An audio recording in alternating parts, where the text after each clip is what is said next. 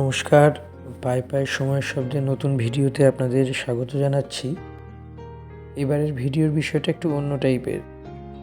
তো ভিডিও শুরু করার আগে আপনাদেরকে কয়েকটি বিষয় একটু অবগত করে রাখছি।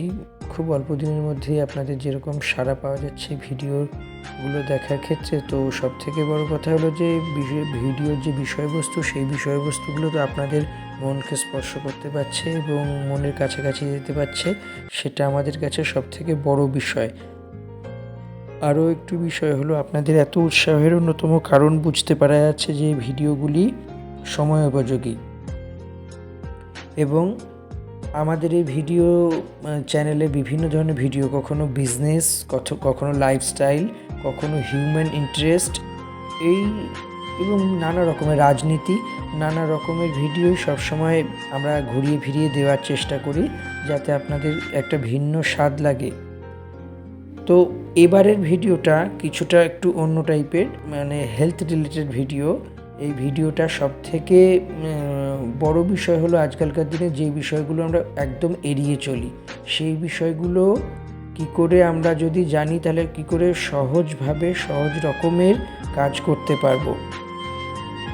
প্রথমত ভিডিওটা শুরু করার আগে আপনাদের বলছি যে চ্যানেলটি যদি ভালো লেগে থাকে, আপনাদের যদি মনে হয়, তাহলে সাবস্ক্রাইব করতে পারেন এবং অবশ্যই লাইক, শেয়ার, কমেন্ট করে দিন। আর একই সঙ্গে বেল আইকনটি ক্লিক করে দিন যাতে নতুন ভিডিও আপলোড করলে সঙ্গে সঙ্গে আপনারা সেই ভিডিও দেখতে পারেন। এবার যেটা সবথেকে বড় বিষয় হলো, বছরভর সুস্থ থাকার অন্যতম একটি চাবিকাঠি হলো নানা সময়ে নানা রকমভাবে ফল ও সবজি খাওয়া। শাকসবজিতে থাকে প্রচুর পরিমাণে ভিটামিন, খনিজ, অ্যান্টিঅক্সিডেন্ট। কিন্তু একটি বিষয় মাথায় রাখা দরকার, অনেক ফল বা সবজির মধ্যেও লুকিয়ে থাকে বিপদ। থাকে পোকামাকড়, থাকে কৃমি বা ফিতা কৃমি। এই কৃমি শরীরে ঢুকলে পেটের সমস্যা এবং নানান ধরনের সংক্রমণ হতে পারে, এমনকি মস্তিষ্কেও খারাপ প্রভাব ফেলতে পারে। মস্তিষ্কের সমস্ত কোষ, শিরা, উপশিরা নষ্ট হয়ে যেতে পারে, কিছু ক্ষেত্রে প্রাণঘাতীও হয়।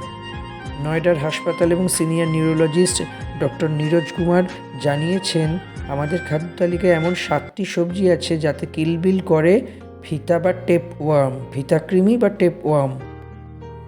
কোন সবজি খাওয়ার ক্ষেত্রে এই বিশেষ পন্থা অবলম্বন করতে হবে, যেমন ঝিঙেতে অনেক সময় দেখতে পাওয়া যায় ফিতাকৃমি। এই ফিতাকৃমি অনেক সময় চোখে দেখতে পাওয়া যায় না বা অনুভবও করা যায় না। 1 ইঞ্চি পর্যন্ত লম্বা হতে পারে, তার ছোট হতে পারে, মিলি সাইজের হতে পারে। সেগুলো সবসময় হয়তো চোখে ধরা পড়ে না, এড়িয়েও যেতে পারে। তো এই কয়েকটির মধ্যে পুরো এমনই ফিতাকৃমি যা সহজে একটা গাছ পর্যন্ত খেতে পারে। যদি ফিতাকৃমি ঝিঙে খান তাহলে কৃমি শরীরের ভেতর ঢুকে সোজা হয়ে চলে যায়, তাই ঝিঙে ভালোভাবে ধুয়ে কৃমিযুক্ত অংশটি ফেলে দিতে হয়। ফুলকপি সবজির মধ্যে কৃমির কথা অনেকেই বলেছেন, তো ফুলকপি হলো এমন একটি সবজি যার মধ্যে কৃমি থাকে বা ফিতাকৃমি থাকে। সেটা হলো শরীরের জন্য অত্যন্ত খারাপ। অনেক সময় কৃমিগুলি খালি চোখে দেখা যায় না, ভুল করে এই কৃমিগুলি খেয়ে ফেললেই সর্বনাশ হতে পারে।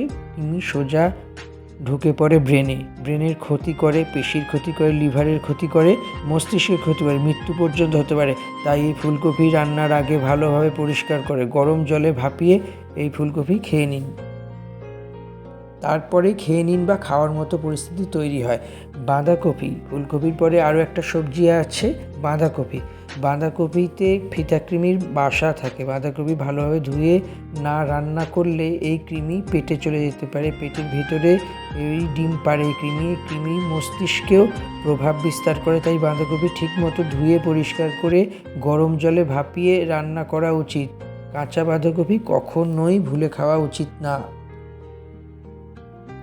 কচু শাক বা কচু পাতার মধ্যে লুকিয়ে আছে ফিতাকৃমি, ডিম বা ফিতাকৃমির ডিম বা অন্যান্য সংক্রমণের এদিকে ঝুঁকি থেকেই যায়। বিশেষ করে মানকচু এবং কচুরলতি রান্নার আগে ভালো করে ধুয়ে নিতে হবে, কারণ ঠিকমতো পরিষ্কার না করলে এই পরজীবী শরীরে প্রবেশ করে, যা পেটের সমস্যা তৈরি করে, বমি, এমনকি মস্তিষ্কের মধ্যে গুরুতর অসুখ দেখতে পাওয়া যায়। কচু পাতার যে কোনো পদ খাওয়ার আগে সতর্ক থাকা উচিত এবং রান্নার আগে পর্যাপ্ত পরিমাণে জলে ধুয়ে নেওয়া উচিত।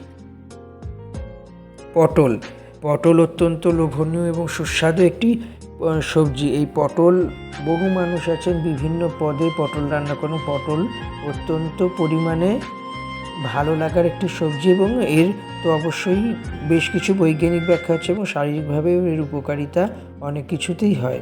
পটলের বীজে ফিতাকৃমির ডিম থাকে।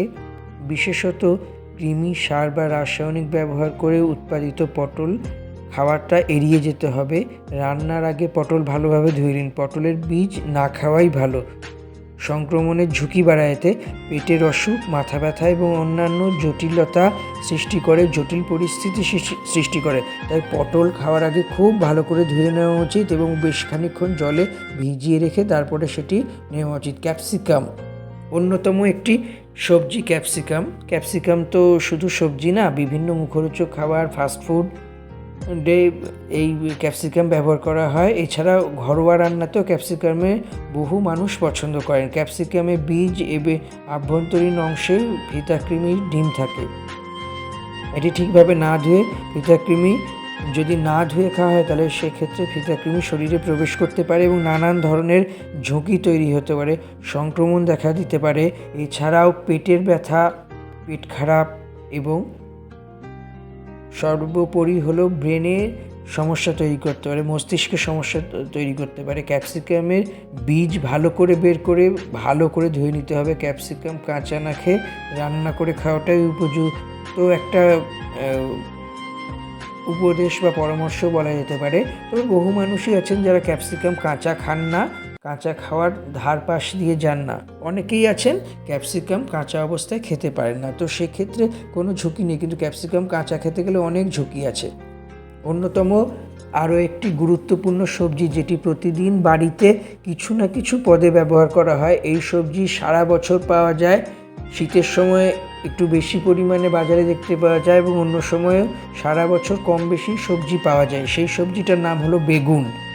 বেগুনের মধ্যে ফিতাকৃমি থাকে। যদি বেগুন কাটার পরে দেখা যায় যে পোকা লেগে আছে, তাহলে সেই বেগুন ফেলে দেওয়াই ভালো। এতে ফিতাকৃমি অনেক সময় শরীরের ক্ষতি করতে পারে, কারণ এই ফিতাকৃমিগুলি অনেক সময় ভালোভাবে রান্না না করলে সমস্যায় পড়া যেতে পারে। দেখা যায় যে বেগুনের পোকা বেছে, বা আমরা যেটাকে পোকা চলিত কথায় বলি, কিন্তু আসলে এটা হলো ফিতাকৃমি বেছে রান্না করলেও অনেক সময়ই দেখা যায় যে সেটি মারা যায় না। তো সেইগুলোর দিকে খেয়াল রাখতে হবে। এবং আরও কয়েকটি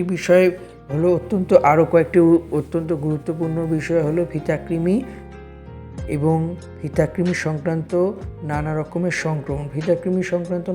সংক্রমণ, পেট, ক্ষুদ্রান্ত, বৃহদন্ত থেকে শুরু করে মাথা অর্থাৎ মস্তিষ্ক, ব্রেন, প্রতিটি জায়গায় প্রবেশ করে ক্ষতি সাধনই করে। ফিতাকৃমি কোনোদিনও কোনো কিছু ভালো করে না। তাই ফিতাকৃমি অত্যন্ত ক্ষতিকারক একটি এলিমেন্ট বলা যেতে পারে। তাই রান্না করার আগে ফিতাকৃমি আছে কি না, যে সবজির কথা বললাম সাধারণত বা প্রধানত সেই সবজিতে ফিতাকৃমি আছে কি না ভালো করে বেছে দেখে নিতে হবে। যদি না থাকে তাও ভালো করে ধুয়ে পরিষ্কার করে রান্না করতে হবে, কেননা অনেক সময় খালি চোখে এই ফিতাকৃমি বা এই পর্যায়ের সংক্রামক জীবাণুগুলি দেখা সম্ভব হয় না।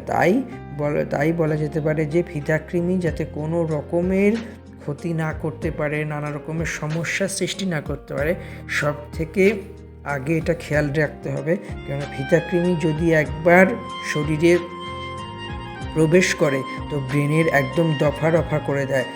এখন বর্তমানে বিভিন্ন মানুষ বিভিন্ন রকমের সমস্যা জর্জরিত। তার মধ্যে অন্যতম সমস্যা হলো এই ফিতাকৃমি বা কৃমি জাতীয় সমস্যা থেকে মুক্তি পাওয়ার জন্য সব মিলিয়ে বলা যেতে